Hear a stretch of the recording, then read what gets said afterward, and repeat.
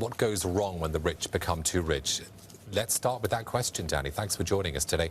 What does go wrong? What evidence have you uncovered that tells us that wealth concentrated within the top 1% is so damaging to society and the other 99%? Well, it's when you get extreme concentration in the top 1%. So the top 1% by definition always have the most, but there's a remarkable degree of variation between rich countries. In the USA, the top 1% are now taking over 20% of all income. That's at an historic high over a century. In the UK, they're taking about 15%. In the Netherlands, say they're taking less than 7%. And it has all kinds of repercussions. It leaves less for other people.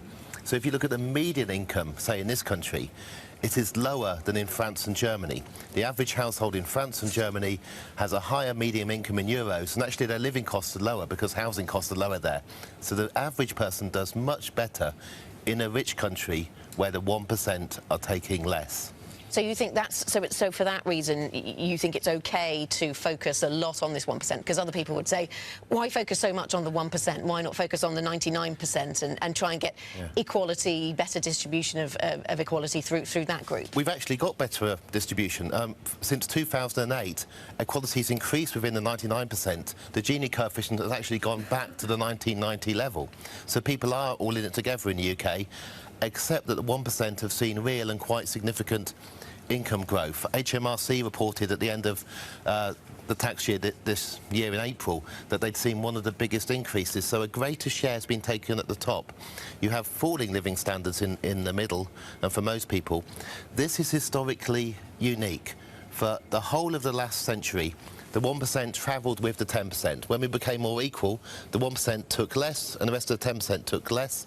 As inequalities rose from the late 70s onwards, the 1% zoomed up, but the 10% went up with them. Since 2008, these two groups at the top have diverged. This has not happened before, and so it's very hard to say what's going to happen when a small number of people are doing very, very well and better, and even those just beneath them are actually seeing falls in what they have to spend each year.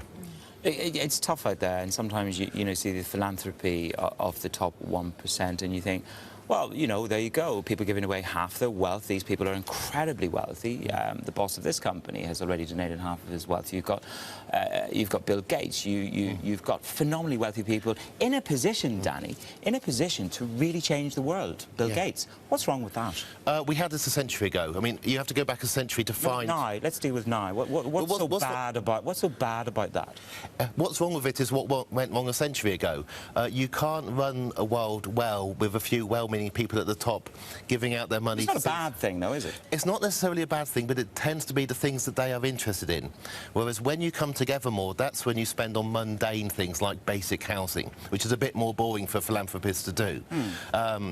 Philanthropists... Well, health, though, is something that Bill Gates has focused on in Africa quite considerably, though, isn't it? Oh, he's had an effect. I mean, infant mortality rate in the world has gone down because of that. Yes. But there are wider, more mundane and boring things about health. It's the easy win is vaccination for babies and so on. And it's the one you can do. Creating a health service can't be done by philanthropy. That's harder, and that requires a society which is more in it together.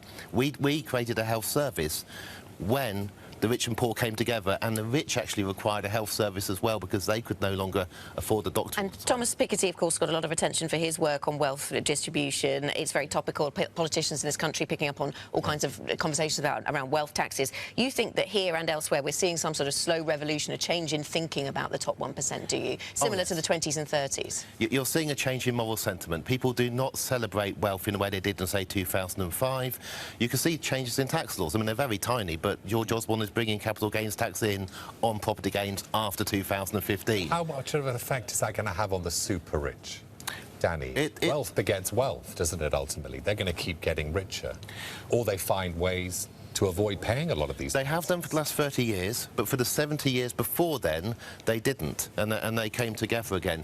And one problem for the super rich is that an increasingly unstable set of societies, one in which more people are finding it harder just to get by. For instance, in Britain, a quarter of families are now renting privately, families with kids. 10 years ago, that was 10%. Yeah. This Instability harder. doesn't help people at the top, and one reason that people at the top 100 years ago began to worry about inequality is they were actually worried about their own positions and the security of their own positions. They were willing to give up a bit of their wealth to have more stable societies. Danny, thank you very much for joining us. So Professor Danny Dorling joining us there from the University of Oxford and author of Inequality and the 1%. It's 7:40 here in London.